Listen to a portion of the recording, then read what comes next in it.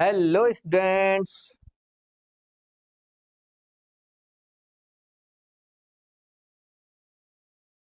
कैसे हैं मेरे बच्चों?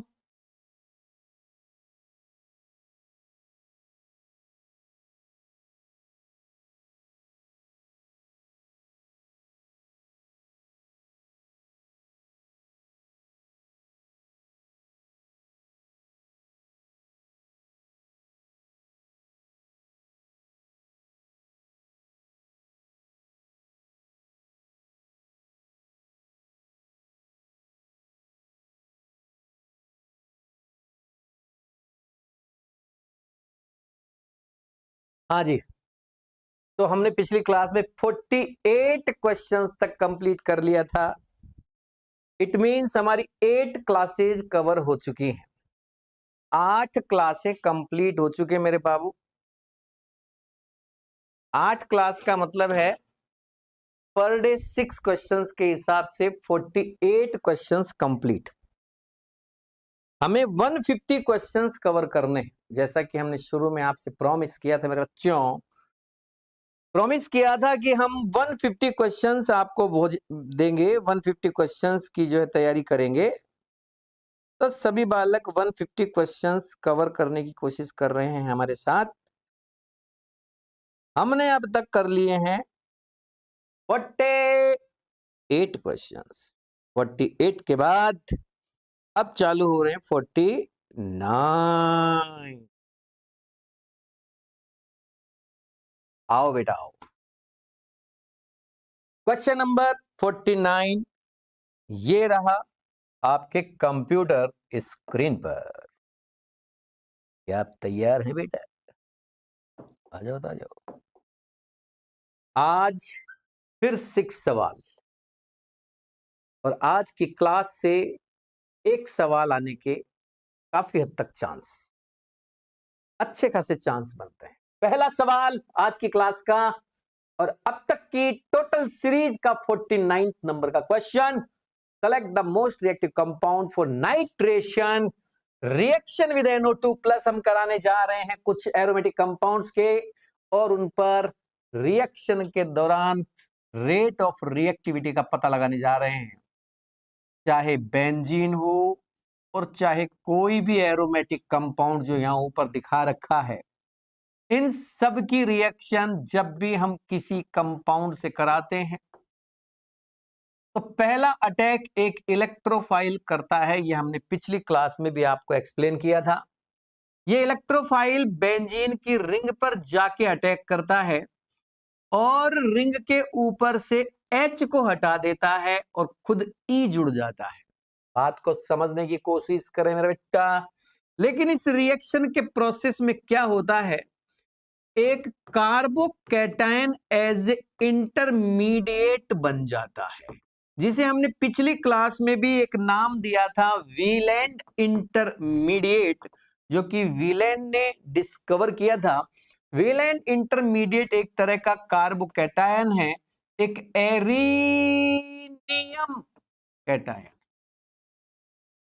इट मींस यही सॉरी इस रिएक्शन का स्लो स्टेप हो गया, यही इस रिएक्शन का RDS हो गया। रेट डिटरमाइनिंग स्टेप या स्लो स्टेप ही रिएक्शन की रिएक्टिविटी, रिएक्शन की रेट जैसी सारी इंफॉर्मेशन देता है। इसके अलावा सेकंड स्टेप या किसी अदर स्टेप से जाते हैं तो कुछ भी हासिल नहीं होता। स्लो होने की वजह से आप इस रिएक्शन में पता लगा सकते हैं कि रेट ऑफ रिएक्शन किस पे डिपेंड करेगी। सो रेट ऑफ रिएक्शन कह दो चाहे रिएक्टिविटी कह दो, हम रिएक्टिविटी बोलेंगे क्योंकि यहां सवाल रिएक्टिविटी की बात कर रहा है मेरे बच्चों। रिएक्टिविटी ऑफ दिस रिएक्शन यानी कि ESR, जिसे आप इलेक्ट्रोफिलिक सब्स्टिट्यूशन रिएक्शन कहते हैं, is directly proportional to stability of intermediate carbocation. जितने ज्यादा पॉजिटिव ग्रुप लगाएंगे रिएक्शन उतनी तेज चलेगी। ये हमारा कॉन्सेप्ट निकल के आ चुका है आज की तारीख में। अब हम इस कॉन्सेप्ट का इस्तेमाल करेंगे हमारे सवाल को सही करने में। मेरे बच्चों गौर कीजिए, यहाँ 4 एरोमेटिक स्ट्रक्चर्स आपके सामने हैं और सब में ऐसे ही एक कार्बोकेटन बनने जा रहा है। जो पहले से मौजूद सब्स्टिट्यूएंट है उसका इफेक्ट चेक कीजिए। जैसा कि यहां बेंजीन की रिंग पर पहले से कुछ भी नहीं है, यहां बेंजीन की रिंग पर एक strong plus M by god है। जहां तंदुरुस्ती है वहां प्लस एम ग्रुप लगा हुआ है। यहां भी एक प्लस एम ग्रुप लगा हुआ है, लेकिन बाबू यहां एक माइनस एम लगा है। सवाल कहता है कि रिएक्टिविटी ऑफ रिएक्शन किस पे डिपेंड करेगी? स्टेबिलिटी ऑफ कार्बोकैटायन पर। वेरी गुड छोटू मेरा बच्चा। सर वन शॉट लाइए ठीक है, वन शॉट ले आऊंगा, चिंता मत कर। देख मैं बताता हूं मेरे बच्चे, जितने भी सवाल मैं करा रहा हूं ना, 150 क्वेश्चन करा रहा हूं। छोटू मेरी बात सुनेगा बेटा। 150 questions from organic chemistry. Organic chemistry के 150 क्वेश्चन, डोंट वरी। जैसे ये क्वेश्चन आप पहुंचेंगे 75 पर पहुंचेंगे, मैं एक साथ वन शॉट लेके पूरे 75 एक साथ करा दूं, डोंट वरी। ओके, फिर नेक्स्ट 75 कंप्लीट करेंगे और लास्ट में फिर एक बार 75 क्वेश्चंस का वन शॉट ले आएंगे। और जब पूरे के पूरे हो जाएंगे और आप नीट के पेपर के करीब पहुंच जाएंगे, नीट 2026 आपकी 3 मई को है, तो 3 मई से जस्ट एक दिन पहले यानी 2 मई को कंप्लीट पूरे के पूरे 150 क्वेश्चन एक साथ वन शॉट में आपके सामने आ जाएंगे। Don't worry my dear student, 150 questions जैसे ही हो गए आपके, ये मान लीजिए नीट 2026 ऑर्गेनिक के किसी क्वेश्चन में आपको प्रॉब्लम नहीं आएगी। Don't worry, it's my promise. 10,000 15,000 question देके पेपर में क्वेश्चन नहीं लाऊंगा, मैं सिर्फ 150 की बात कर रहा हूं। 150 organic, 150 inorganic plus physical and 300 physics. वापस से रिपीट कर देता हूं, 300 क्वेश्चन टोटल केमिस्ट्री से हैं और 300 क्वेश्चन ही फिजिक्स से हैं। आप इन्हें कीजिए। देखो बेटा, मैं ये नहीं कह रहा कि आप कुछ और मत कीजिए, मैं कह रहा हूं आप सब कीजिए। आपका जो मन करे वो पढ़िए, जो आपके सर बताएं वो पढ़िए, मुझे कोई प्रॉब्लम नहीं है। जो भी आपको, जहां भी आपको पढ़ाया जा रहा है वहां की तैयारी कीजिए, लेकिन जितनी आप तैयारी कर रहे हैं उसमें इनको भी ऐड कर लीजिए, बस मैं ये कह रहा हूं। अब किसी बच्चे का सवाल है, मान लीजिए, हाँ हेमंत बोलो बेटा, क्या डाउट है मेरा बच्चा, बोलो हेमंत क्या डाउट है बताइए।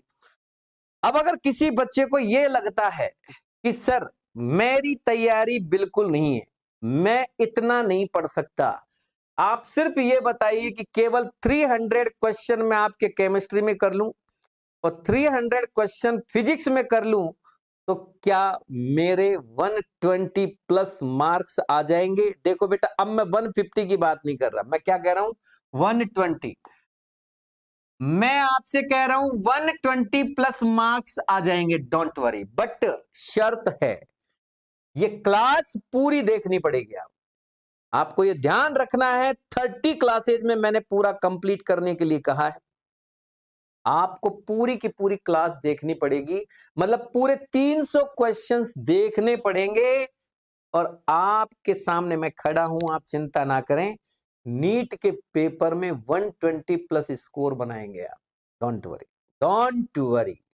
मैं उस बच्चे के लिए कह रहा हूं जो बच्चा अब तक नहीं पढ़ा है और वो केवल इनके भरोसे रहना चाहता है, तो मैं कह रहा हूं बिल्कुल रहिए, लेकिन पूरी क्लास देखिए मेरी, तब जाके बात बनेगी। दूसरी बात, अगली चीज और सुनिए, जो बच्चा अच्छी तैयारी करके आया है यहां तक कि सर मैंने साल भर बहुत अच्छी तैयारी की है, वो बच्चा इन पूरे क्वेश्चंस को देखे, 300 प्लस 300, मैं उनकी 150 प्लस की गारंटी लेता हूं। आप चिंता ना करें, एक भी कॉन्सेप्ट, जो कॉन्सेप्ट मैंने पढ़ाए हैं वैसे ही कॉन्सेप्ट आपको मिलेंगे, वैसे ही सवाल मिलेंगे। डोंट वरी, आप पढ़ते रहें, हिम्मत रखें, जो होगा अच्छा होगा, चिंता बिल्कुल ना करें। ठीक है हेमंत, क्लियर? ओके मेरा बच्चा, ओके ओके ओके बेटा, okay, thank you thank you. चलो आगे बढ़ते हैं, आगे बढ़ते हैं मेरा बच्चा। मेरे बच्चे को समझाने के लिए मुझे रुकना पड़ा। चलिए अगले सवाल की तरफ। मैं कह रहा था कि यहां मेरे सामने 4 कंपाउंड दिए हैं उसने, 4 कंपाउंड दिए, 4, और वो नाइट्रेशन कराना चाहता है। नीट के पेपर में सवाल देख लेना, ये वाला आपकी बात समझ गए। हाँ मैं ये जरूर कह सकता हूं, COOH की जगह यहां हो सकता है CONH2 लगा हो, वो कोई बड़ी चीज नहीं है। हो सकता है यहाँ OH की जगह NH2 ग्रुप लगा हो, वो हो सकता है। ये सवाल आने के चांस, ग्रुप में थोड़ा उलटफेर हो सकता है, उसकी गारंटी नहीं ले रहा हूं, ठीक है ना। चलिए, यहां इसके ऊपर बेंजीन के ऊपर कोई ग्रुप नहीं है। इस बेंजीन के ऊपर O- O- work as an positive M ग्रुप, ये प्लस M समूह की तरह काम करेगा। थर्ड वाली स्ट्रक्चर में OH है, OH group is an plus M ग्रुप। यहाँ फोर्थ वाली स्ट्रक्चर में COH लगा है, this is a minus M group. और जैसा कि हमारा कॉन्सेप्ट कहता है कि reactivity of ESR is directly proportional to stability of carbocation, I mean stability of carbocation is directly proportional to positive group and indirectly proportional to negative group. तो मेरा बच्चा, जितने ज्यादा पॉजिटिव ग्रुप बेंजीन की ring पर मौजूद होंगे, ये मान के चलिए उसमें ESR उतनी तेज हो जाएगी। मेरा सवाल भी यही है कि बताइए कि मैं इनमें ESR करना चाहता हूं, रिएक्टिविटी का ऑर्डर क्या होगा। अब बच्चे के दिमाग में डाउट ये आ रहा है कि सर क्वेश्चन में कहीं ESR बोल ही नहीं रहा, आप अपने मन से ही ESR का ऑर्डर बता रहे हैं। क्वेश्चन तो कह रहा है most reactive compound for nitration. मेरा बेटा most reactive compound for nitration पूछ रहा है, और किन की रिएक्शन की बात कर रहा है? एरोमेटिक कंपाउंड की रिएक्शन की। तो एरोमेटिक कंपाउंड की जो रिएक्शन है, जो मैकेनिज्म है, वो इलेक्ट्रोफिलिक सब्स्टिट्यूशन रिएक्शन और मैकेनिज्म ही तो है। वो सवाल को डायरेक्ट नहीं बोल रहा, इनडायरेक्टली वो ये पूछना चाह रहा है कि इन चारों में ESR रिएक्टिविटी का ऑर्डर बता दीजिए।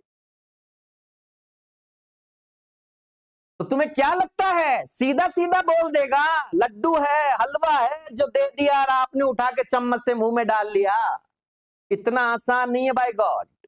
वो घुमा के बोलेगा तुमसे, वो ये नहीं बोलेगा कि दी गई स्ट्रक्चर्स में इलेक्ट्रोफिलिक सब्स्टिट्यूशन रिएक्टिविटी का ऑर्डर बताइए, ऐसे नहीं बोलेगा। वो ये बोलेगा कि इनका नाइट्रेशन का ऑर्डर बताइए, इनके हेलोजिनेशन का ऑर्डर बताइए, इनके एसाइलेशन का ऑर्डर बताइए, इनके एल्काइलेशन का ऑर्डर बताइए, इनमें फिडल क्राफ्ट रिएक्शन के प्रति रिएक्टिविटी का ऑर्डर बताइए। इन सारी लैंग्वेज का मतलब एक ही है, इनका ESR का ऑर्डर बताइए, क्योंकि ये एरोमेटिक कंपाउंड है, और एरोमेटिक कंपाउंड की कैरेक्टरिस्टिक मैकेनिज्म ESR ही होती है।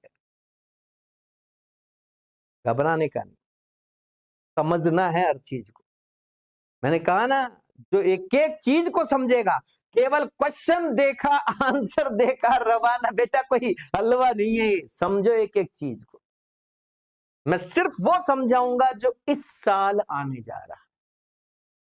बेटा कोई फर्क नहीं पड़ता तुम्हें क्या आता है, मुझे क्या आता है, किसी और को क्या आता है। मतलब इस बात से है, फर्क इस बात से पड़ता है कि इस बार नीट में क्या आने वाला है, वो याद करो।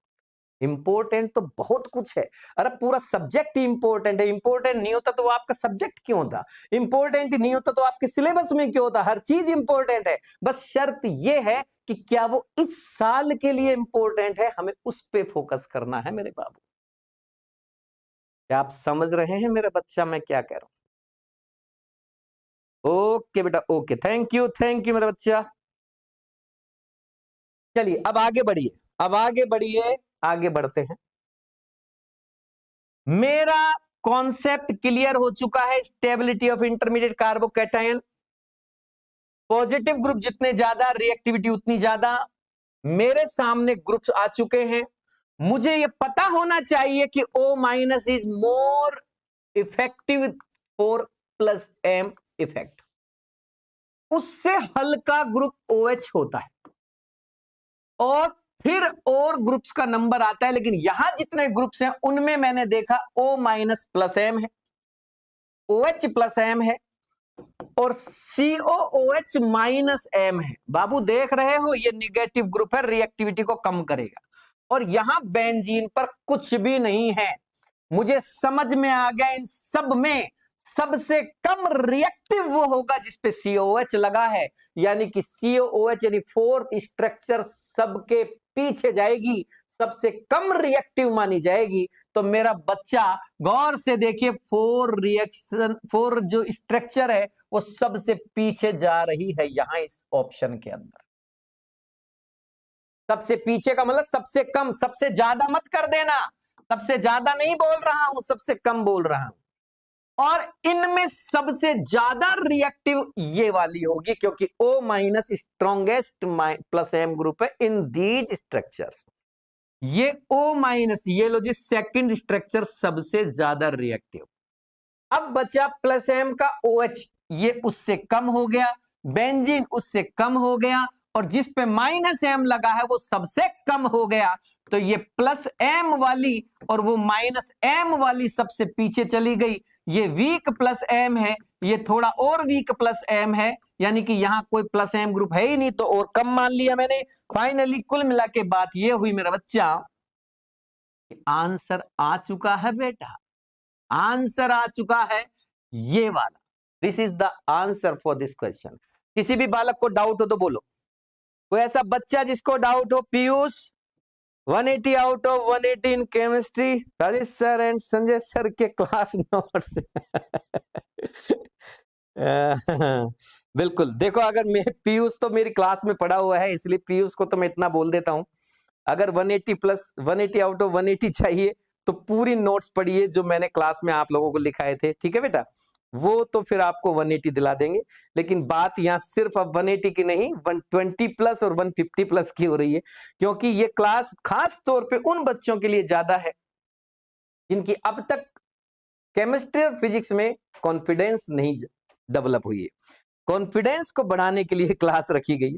ओके बेटा, ओके, थैंक यू पीयूष। चलिए आगे बढ़ते हैं अपने बच्चों को लेकर अगले सवाल की तरफ। आज की सवाल का दूसरा क्वेश्चन, आज की क्लास का दूसरा क्वेश्चन, या फिर ये कहिए कि सीरीज का क्वेश्चन नंबर 50 चल रहा है। इसके बाद अब आपके 100 क्वेश्चन और बचे हैं, 100 क्वेश्चंस बचे हैं आपके लास्ट पूरे 150 करने में, 100 बचेंगे आज से। Which of the following is the correct order for SN1 reactivity? ये लो जी SN1 reactivity, SN1 reactivity, SN1 reactivity लाने के लिए पहले SN1 को थोड़ा सा ब्रीफ करते हैं। SN1, SN2 मोस्टली दो तरह की न्यूक्लियोफिलिक सब्स्टिट्यूशन रिएक्शंस होती है। SN1 रिएक्शन में इंटरमीडिएटरी एक कार्बोकैटायन बनता है मेरा बच्चा, जबकि इसमें एक ट्रांजिशन स्टेज बनती है। SN1 में फर्स्ट अटैकर जो होता है एक न्यूक्लियोफाइल होता है, लेकिन यहां पहले स्टेप में कोई अटैक नहीं करता है, यानी स्लो स्टेप में कोई अटैक नहीं करेगा, जबकि यहां पहले ही स्टेप में न्यूक्लियोफाइल का अटैक हो जाता है। यहां पहले स्टेप में फर्स्ट अटैकर के तौर पे कोई नहीं होता, सिर्फ एक जो है सब्स्टिट्यूएंट होता है, यानी कि सबस्ट्रेट होता है, जो कि कार्बोकैटायन में कन्वर्ट होता है, और उस पे अटैक नहीं होता किसी का भी, अटैक सेकंड स्टेप में जाके होता है। जबकि SN2 मैकेनिज्म में पहले ही इनिशियली ही शुरुआती स्टेप में ही Nu माइनस का धावा बोल दिया जाता है, वो जाके आक्रमण कर देता है, अटैक कर देता है। यहां तक कोई दिक्कत है मेरे बच्चों? रिएक्टिविटी की अगर बात करें, रिएक्टिविटी की अगर बात करें तो SN1 reactivity is directly proportional to stability of carbocation. आप इसे ऐसे भी बोल सकते हैं कि जितने ज्यादा पॉजिटिव ग्रुप लगे होंगे उतना ही अच्छा है। ये तो SN1 का कॉन्सेप्ट हो गया मेरा बच्चा। SN2 का कॉन्सेप्ट, SN2 का कॉन्सेप्ट है स्टेबिलिटी ऑफ ट्रांजिशन स्टेज, और साथ में चलता है स्टेरिक हिंड्रेंस, यानी कि त्रिविम बाधा कहते हैं उसे हिंदी में। ये SN2 2 का है। बहुत सारे बच्चों को स्टेबिलिटी ऑफ टीएस यानी कि ट्रांजिशन स्टेज की स्टेबिलिटी चेक करना नहीं आता है, तो मेरी क्लास देख ले जाके, वहां से पता लग जाएगा। ठीक है, चलिए मैं अब आपको अपना सवाल कंप्लीट करा रहा हूं, क्योंकि हमारा मकसद सिर्फ इन सवालों को करना है। कंप्लीट सिलेबस के लिए मैं नहीं आया हूं, ये मैंने आपको पहले भी बताया था। ये सवाल करना ज्यादा जरूरी है बेटा, अब नीट की तैयारी करनी है, समय कम है, तो हमें अब क्वेश्चन पे ज्यादा फोकस करना है। पूरी थ्योरी लेके मैं पढ़ाना भी शुरू कर दूंगा तो भी तुम नहीं पढ़ोगे, क्योंकि तुम्हें पता है अब समय कम है, तो पूरी थ्योरी तो नहीं हो सकती। चलिए लेके चलते हैं सवाल को, और हमारा कॉन्सेप्ट है वो कॉन्सेप्ट अप्लाई करते हैं, क्योंकि हमसे वो SN1 का ऑर्डर पूछ रहा है। SN1 का ऑर्डर पूछ रहा है, तो मतलब ये हुआ कि जो जो स्ट्रक्चर यहां दे रखी है, मैं उनका क्या बना लूं, कार्बोकैटायन। जब भी SN1 का ऑर्डर पूछे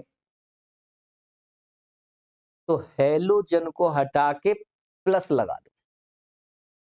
जैसे टर्शरी ब्यूटाइल क्लोराइड है ना, टर्शरी ब्यूटाइल क्लोराइड का फॉर्मूला होता है ये मैंने कहा SN1 का ऑर्डर पूछ रहा है, तो ये Cl हटा दो, और Cl हटा के इस Cl की जगह इस पर प्लस लगा दो। अब इसकी स्टेबिलिटी चेक करनी है आपको। अब आइसोप्रोपाइल क्लोराइड है जैसे, तो ये है आइसोप्रोपाइल क्लोराइड। मैं कह रहा हूं इस Cl को हटा दो, बाबू देखो, इस Cl को हटा दो और इसकी जगह प्लस लगा दो। बाबू देख रहे हो? अच्छा, अगला है इथाइल क्लोराइड। ये इथाइल क्लोराइड हो गया, इस Cl को हटा दे मेरे बाबू और इस पे प्लस लगा दो। ऐसे करना है सब में, और करके ये चेक करना है कि कौन सा कैटायन अच्छा बना, क्योंकि जो कैटायन अच्छा बनेगा उसी में SN1 ज्यादा चलेगी, वही जल्दी जल्दी रिएक्शन करेगा बेटा। ठीक है,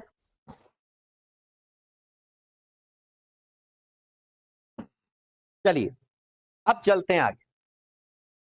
तो मेरे बच्चों, आप देख रहे हैं, आप देख रहे हैं, ये 3 डिग्री कार्बोकैटायन, ये 2 डिग्री कार्बोकैटायन, ये 1 डिग्री कार्बोकैटायन।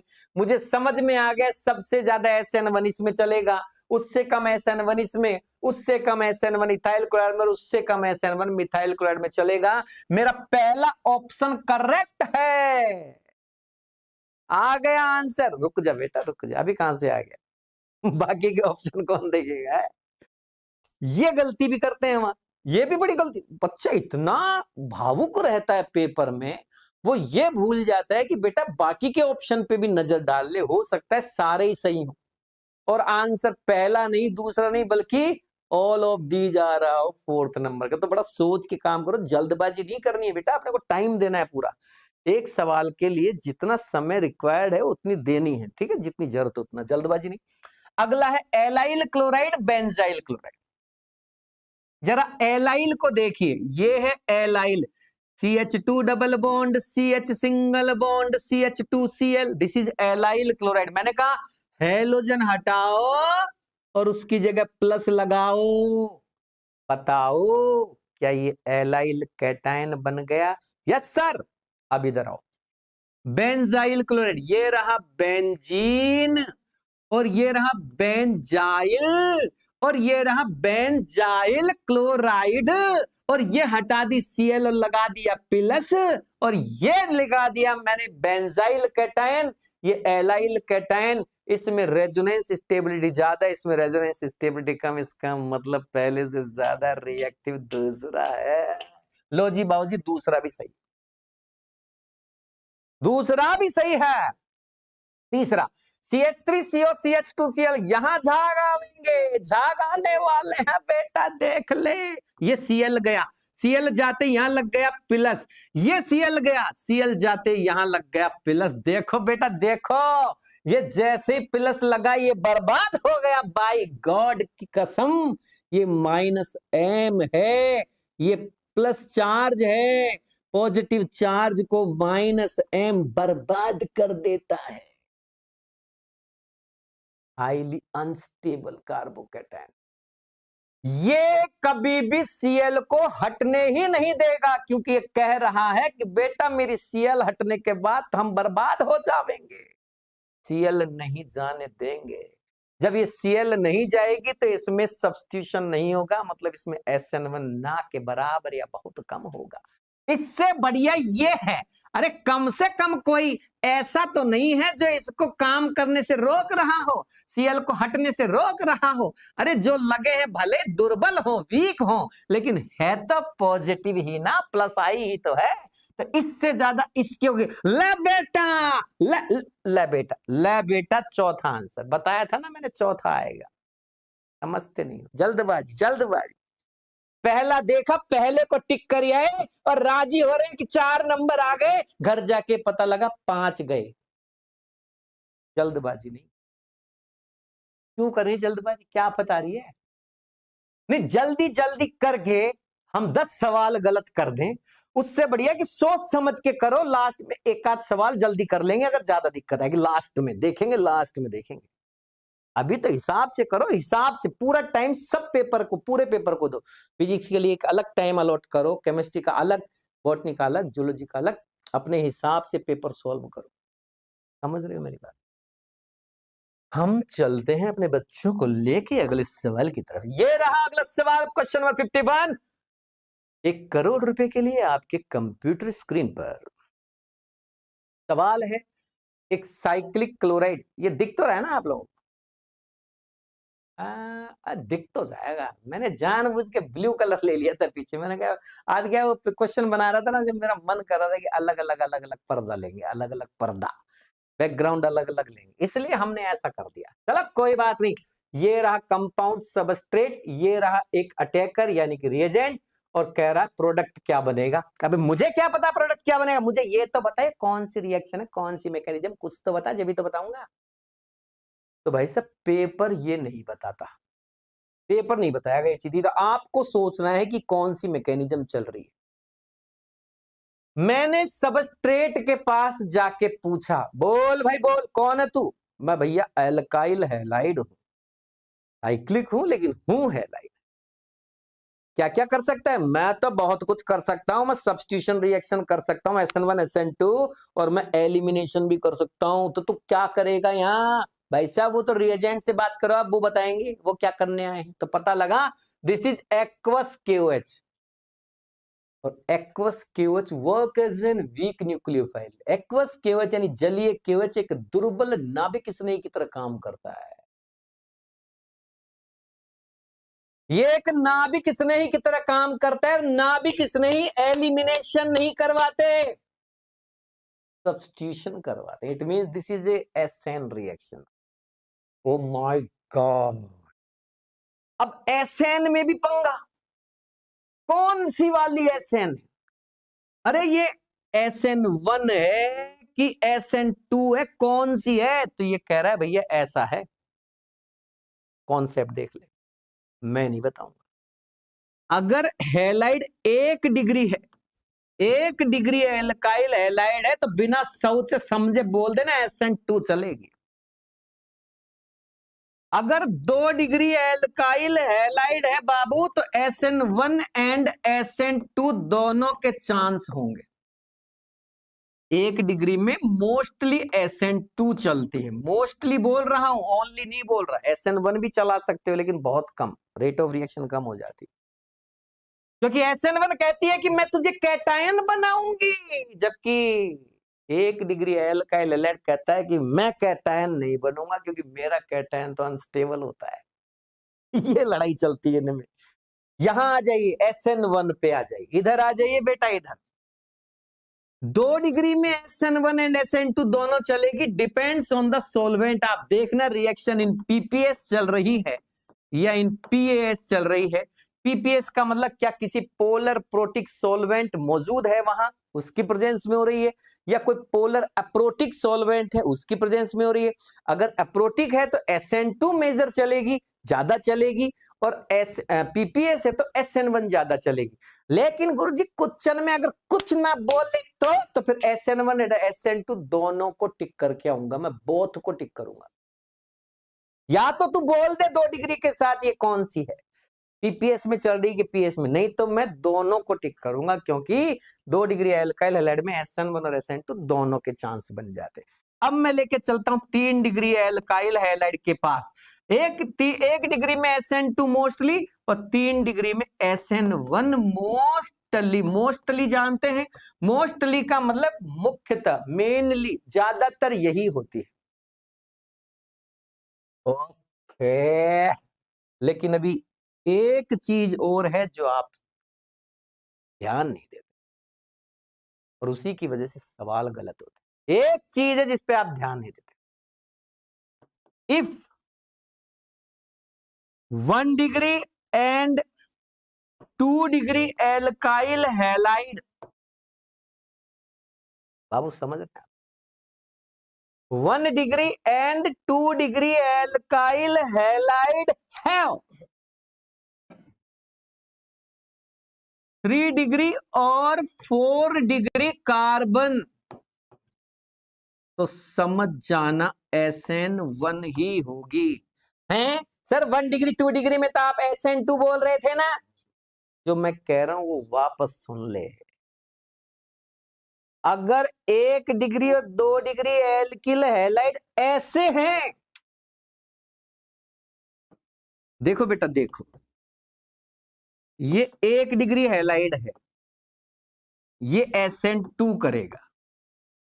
मैं कह रहा हूं अगर 1 डिग्री और 2 डिग्री हैलाइड अगर ऐसे हैं, कैसे हैं, ऐसे हैं, ऐसे कैसे, जिनका बीटा कार्बन 3 डिग्री या 4 डिग्री है, 3 डिग्री या फिर 4 डिग्री है, तो समझ जाना वो अब SN1 ही करेगा। समझ में थोड़ी आ रही होगी तुम्हारे, समझ थोड़ी आ रही होगी। समझ क्यों आएगी भाई साहब? Over confidence. हम क्यों समझे, हम क्यों समझे? अरे डॉक्टर बनाना है किसी को तो घर आके बना, हम क्यों पढ़े भाई साहब? ऐसे नहीं होता है बाबूजी, पढ़ना ही पड़ता है, तो समझना पड़ता है चीजों को। ये भी 1 डिग्री है, बट ये भी 1 डिग्री है। 1 डिग्री कार्बन पर halogen 1 degree halide, 1 degree carbon पर हेलोजन 1 डिग्री हैलाइड। ये SN2 दे रहा है, ये SN1 दे रहा है। क्यों? क्योंकि जो मैंने लिखा है वो समझ लो, इसलिए दे रहा है। ये ऐसा 1 डिग्री है जिसका बीटा कार्बन 3 डिग्री है, ये SN1 देगा। अरे जरा इधर, लेकिन आप सवाल कर रहे थे, सवाल कर रहे थे आप, ये सवाल करते करते कहां पहुंच गए आप? बेटा वो सवाल होगा ही तब जब ये समझ में आए, या केवल उत्तर के निशान लगा के चला जाऊं? नहीं आंसर के निशान लगा के चला जाऊं तो फिर यहां क्यों आए हो? क्या मतलब है? ये तो किताबों में खूब सारे पढ़े, देख लो उनको, सबके आंसर पीछे पन्ना पलट के देख लो, मिल जाएगा। इधर आइए, मेरे को इसकी बात करनी थी। कौन है ये? साहब ये तो 1 डिग्री हैलाइड है। तुझे कैसे पता लगा? क्योंकि 1 डिग्री कार्बन पर Cl लगा हुआ है, तो इसमें कौन सी मैकेनिज्म लगेगी? सर इसमें SN1 लगेगी। क्यों लगेगी भाई साहब? 1 डिग्री में तो SN2 चलती है, यहां SN1 लगेगी। ओके, क्यों लगेगी? क्योंकि ये जो कार्बन है, ये वाला, ये बीटा कार्बन है, जिस पे हैलोजन लगी है वो अल्फा, और उसके पड़ोसी को कहते हैं बीटा। ये बीटा जो है वो 3 डिग्री है, और ये वाला कॉन्सेप्ट हमारा लग गया है। बाय गॉड, बाय गॉड लग गया है ये कॉन्सेप्ट। ये कॉन्सेप्ट कहता है कि ऐसा हैलाइड जिसका 3 डिग्री कार्बन, सॉरी जिसका बीटा कार्बन 3 डिग्री हो, वो SN1 करता है। अब हो गए सवाल, जब तक ये पता नहीं लग जाता कि ये मैकेनिज्म कौन सी है, तब तक सवाल करोगे कैसे बेटा? है, सवाल को सही तरीके से इनिशिएट करो बेटा, नहीं तो गलत तरीके से इनिशिएट किया तो एक सवाल सही होगा, दूसरा गलत हो जाएगा। उसको सवाल करना नहीं कहते, उसको बस ये कहते हैं कि पल्ला झाड़ लिया, दिमाग से वजन हटा लिया है, मैंने क्वेश्चन कर लिए, मैंने 100 क्वेश्चन कर लिया। अरे बेटा काम के तो एक भी नहीं किए, मतलब तो निकला ही नहीं, कुछ आता तो है नहीं कुछ। अब 100 के बाद 101 नंबर पे जो सवाल आएगा तू अटक जाएगा उसमें वापस, क्योंकि सवाल किए हैं तूने, समझे नहीं। ये बनेगा SN1 मैकेनिज्म, और SN1 करेगा तो फिर ये कैटायन बनेगा। बाबू अब इधर आ जाओ, तुम इसकी मैं SN1 करा रहा हूं। ये है हमारे पास कंपाउंड, और ये रिएक्शन हो रही है KOH एक्वस से। जैसे ही ये रिएक्शन करेगा, जैसा कि हमने बताया SN1 मैकेनिज्म चलेगी, तो ये बनेगा कैटायन। 5 कार्बन के रिंग के जस्ट ऊपर वाले कार्बन पर एक प्लस लग जाए, कैटायन बन जाए, तो रिंग में एक्सपेंशन होता है। रिंग अपना विस्तार करेगी, बड़ी हो जाएगी, रिंग एक्सपेंड हो जाएगी, और रिंग एक्सपेंड होगी तो ये जो बॉन्ड यहां जुड़ रहा है उसकी जगह वो बेटा वहां जुड़ जाएगा। वहां जुड़ते ये डब्बी 5 की नहीं अब 6 की हो जाएगी। 6 की होते इस पे प्लस आ जाएगा, और प्लस आते ही इस पे एक्वस KOH का OH माइनस अटैक कर डालेगा। अटैक होते ही आपको आपका प्रोडक्ट मिल जाएगा, और आपका आंसर तीसरा आ जाएगा। Third is the answer for this question. चलो बाबू अगले सवाल की ओर। हमारा अगला सवाल ये रहा आपके कंप्यूटर स्क्रीन पर। The correct order of increasing reactivity of CX bond with Nu minus. Oh my God! आपको पता है ये क्वेश्चन आपसे रिएक्टिविटी ऑफ CX का मतलब SN का ऑर्डर पूछ रहा है। SN का ये सवाल तुमसे SN का ऑर्डर पूछ रहा है, तो पागल बनाने की क्या जरूरत थी? सीधा सीधा नहीं बोल सकता था कि SN का ऑर्डर बता दो? इतना घुमा के देने की क्या जरूरत थी? बेटा घुमा के ही आएगा। ये सवाल इस टाइप का नीट में आ चुका है, तो जो सवाल आ चुका है उसको क्यों लिखा? क्योंकि ये मुझे लग रहा है कि दोबारा, मुझे लग रहा है इसलिए दे रहे। ये मुझे लग रहा है कि दोबारा आ सकता है इसलिए दे दिया भाई साहब। बाकी आपकी इच्छा, आप चाहो तो छोड़ देना, मुझे तो लग रहा है कि आ सकता है। The correct order of increasing reactivity of CX bond with Nu minus, एक न्यूक्लियोफाइल के साथ रिएक्टिविटी का ऑर्डर बताइए। तो मेरे बच्चों आप गौर से देखिए, सवाल ने आपसे कुछ भी नहीं बोला, वो कह रहा है SN रिएक्टिविटी बताइए। वो ना तो ये कह रहा है कि SN1 बताइए। अजी पहली बात तो ये कि वो ये ही नहीं बोल रहा कि SN बताइए, वो SN भी नहीं बोल रहा, वो तो मैंने मेरी मर्जी से निकाला है। जब मैं पहुंचा तो पता लगा ये SN देते ही नहीं है, इनमें तो अलग तरह की SN चलती है, SNAR कहते। ये SN1 SN2 से बिल्कुल अलग है। अरे SN1 SN2 में अलग गेम होता है, इसमें तो इंटरमीडिएट एक एनायन बनता है बेटा, ये अलग चीज है। ये दोनों, ओहो, ये दोनों SN1 SN2 देते हैं। अब समस्या ये आ रही है कि SN1 की SN2 कौन सा लें? देखो बेटा, जब कुछ ना बोले, जब कुछ ना बोले तो इसको सही कर देता हूं मैं थोड़ा सा। जब कुछ ना बोले तो समझ जाना SN1 को प्रायोरिटी देनी है। जब कुछ ना बोले तो समझ जाना SN1 को प्रायोरिटी देनी। मतलब कहना क्या चाहते हो? मैं ये कह रहा हूं इन दोनों का तो बताना है SN1 का ऑर्डर, और इनका कौन सा बताना है? इनमें बताना है SNAR का ऑर्डर। तो उसने तो बोला ही नहीं, बोला नहीं, लेकिन उसने बोल दिया ढंग से। देख, उसने ऐसे नहीं बोला बट वैसे बोल दिया। CX बॉन्ड की रिएक्टिविटी चाहिए Nu माइनस के साथ, तो CX बॉन्ड को तोड़ के Nu माइनस को जोड़ के आप कौन सी मैकेनिज्म कराते हैं बेटा? कौन सी कराते हैं? SN ही तो कराते हैं। वो SN की बात चल रही, ये SNAR चलेगी, यहाँ SN1 देखेंगे। लेकिन गुरुजी बोला तो है ही नहीं SN1 देखेंगे, तभी तो करो जब कुछ ना बोले तो SN1 देखेंगे। ठीक है, लेकिन अब एक बात और बताइए, SN1 और SNAR में से कौन ज्यादा? जब SN1 SN2 का कंपैरिजन SNAR से किया जाता है तो हमेशा SN1 वाले ही या SN2 वाले ही ज्यादा। इनकी रिएक्टिविटी, इन दोनों की रिएक्टिविटी एरोमेटिक से हर हाल में ज्यादा होगी, चाहे कुछ भी लगा दो, हर हाल में ज्यादा होगी। ओके, तो मतलब आप ये कहना चाहते हो इन दोनों की रिएक्टिविटी उन दोनों से ज्यादा करनी है? यस। अब इन दोनों में से किसकी ज्यादा करनी है? अरे भैया SN1 के हिसाब से देख लो, तो फिर तो भैया पहले की ज्यादा होगी, क्योंकि तो 3 डिग्री हाईलाइट और ये 2 डिग्री हाईलाइट। बिल्कुल सही पकड़े हैं बाबू। पहले के बाद वो उठा लूं, वो नहीं आएंगे, पहले ये ही आएंगे दोनों। SN1 SN2 को ही ज्यादा माना जाता है SNAR से, मतलब इन दोनों को ही उससे ज्यादा माने जाएंगे। एरोमेटिक की SN हमेशा एलिफेटिक के SN से वीक चलती है। अच्छा,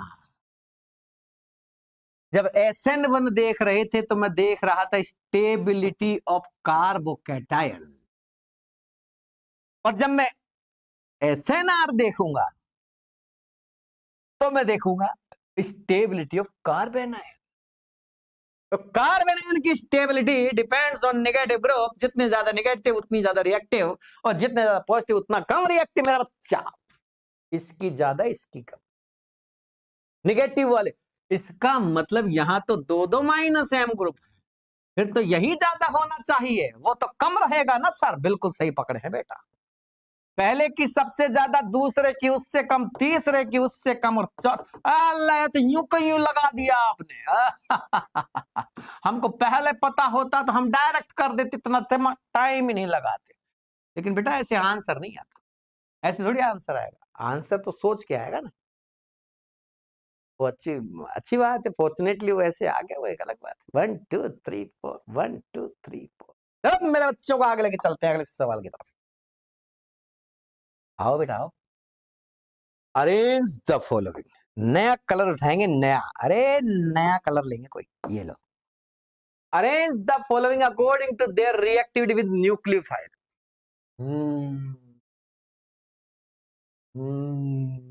देखो अब की बार वो चौड़े में बोल रहा है कि 4 एरोमेटिक दिए, अब न्यूक्लियोफाइल के लिए रिएक्टिविटी का ऑर्डर बताइए। अब बताइए मुझे, मैं SN1 का निकालूं, SN2 का निकालूं, SNAR का निकालूं? है? किसका निकालूं? SNAR का। बड़ा सुंदर लग रहा है। SNAR का क्यों निकाले भाई साहब?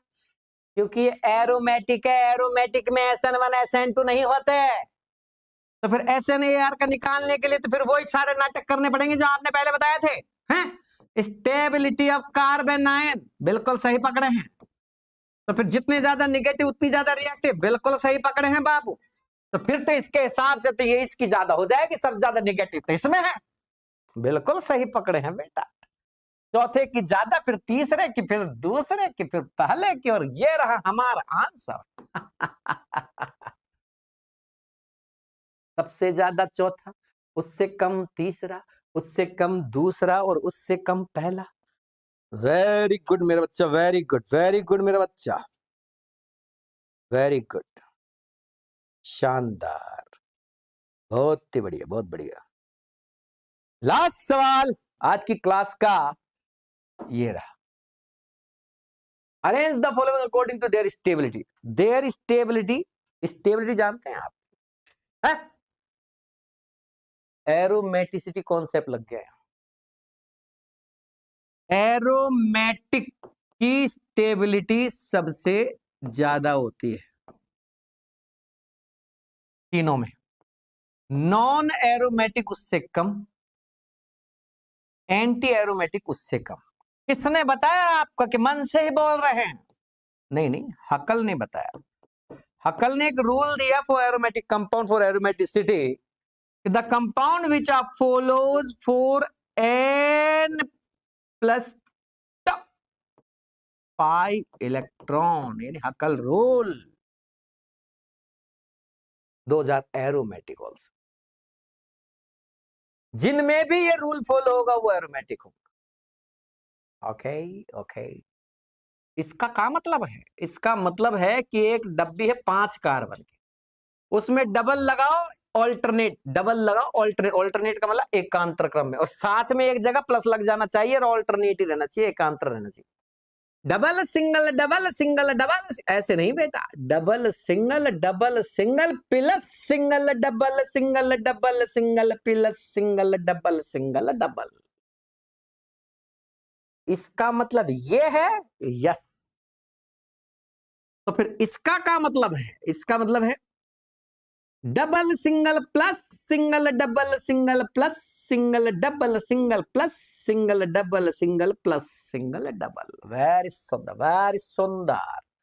इसमें मैंने टोटल इलेक्ट्रॉन काउंट किए, 4 pi electron delocalized in this reaction, 2 pi electron delocalized in this reaction, और इसमें conjugation not complete in ring, और जिसमें पूरी रिंग में कॉन्जुगेशन नहीं होता वो नॉन एरोमेटिक होती है। लो जी बाबू जी, इसका तो कर दिया फैसला, ये तो नॉन एरोमेटिक है। 2 पाई इलेक्ट्रॉन में ये हो गया एरोमेटिक, और 4 पाई इलेक्ट्रॉन में ये हो गई एंटी एरोमेटिक। एंटी एरोमेटिक तो बताओ बेटा, एरोमेटिक सबसे ज्यादा स्टेबल, तो सेकंड सबसे ज्यादा, नॉन एरोमेटिक उससे कम, तो थर्ड उससे कम, एंटी एरोमेटिक सबसे कम, पहला सबसे कम, दूसरा, फिर तीसरा, फिर पहला, और ये रहा आपका आंसर। आज के 6 सवाल, नीट के पेपर का 1 सवाल, आज के 6 सवाल इक्वल टू नीट के पेपर का 1 सवाल। आप समझ रहे हैं मैं क्या कह रहा हूं? चलिए जल्दी से फटाफट से आज जो कराया उसका स्क्रीनशॉट ले लीजिए मेरे बच्चों। आपके सामने ये लगा दिया मैंने स्कैनर, स्कैनर के साथ हम आज की सभा को समाप्त करेंगे। अगली क्लास में फिर हम मिलेंगे 6 सवालों के साथ। अगली क्लास फिर से 6 क्वेश्चन, फिर से नीट की आगे की तैयारी। आज 54 क्वेश्चंस तक हमने कंप्लीट किए हैं। ओके डियर स्टूडेंट्स, कोई भी डाउट हो तो मैसेज करें, बाद में देखें, कोई चीज समझ नहीं आए तो बार बार रिमाइंड करके देखें, बट देखें। विश्वास हो तो भी देखें और विश्वास ना हो तो भी देखें, क्योंकि 600 क्वेश्चन ज्यादा नहीं।